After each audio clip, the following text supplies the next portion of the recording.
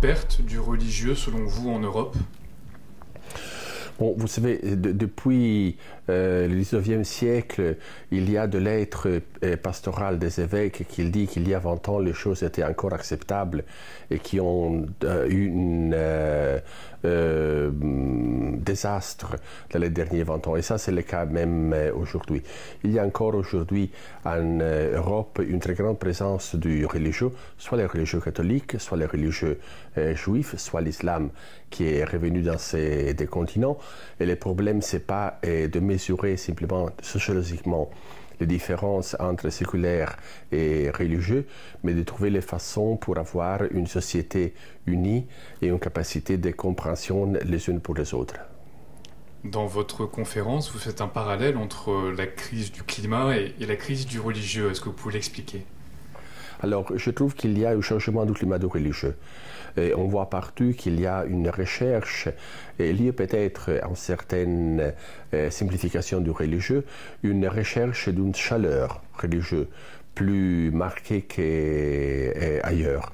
Et il y a une recherche d'une température du religieux, d'un communautarisme plus fort qui a des aspects positifs, mais aussi des grands risques. Et sur ça, je trouve, il y a une question de marquer une prise de conscience et aussi des actes conséquents.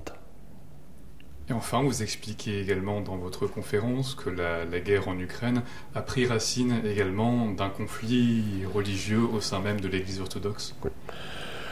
Oui, d'habitude, on considère après Huntington la question du religieux et de la politique comme une question qui relève du grand conflit entre les cultures religieuses, le carte géographique avec des croix, des lunes et des symboles comme ça.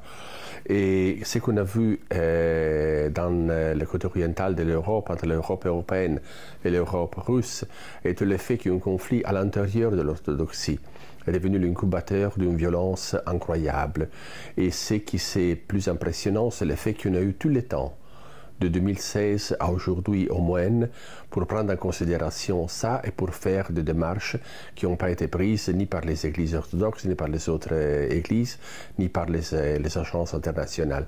Alors quand dans les religions il y a des fractures internes aux confessions, c'est pas moins grave, mais c'est plus grave que les autres fractures. Et la quantité de violence qui peut surgir de cette fracture, c'est ce qu'on voit aujourd'hui, malheureusement. Merci beaucoup, M. Meloni. Merci à vous.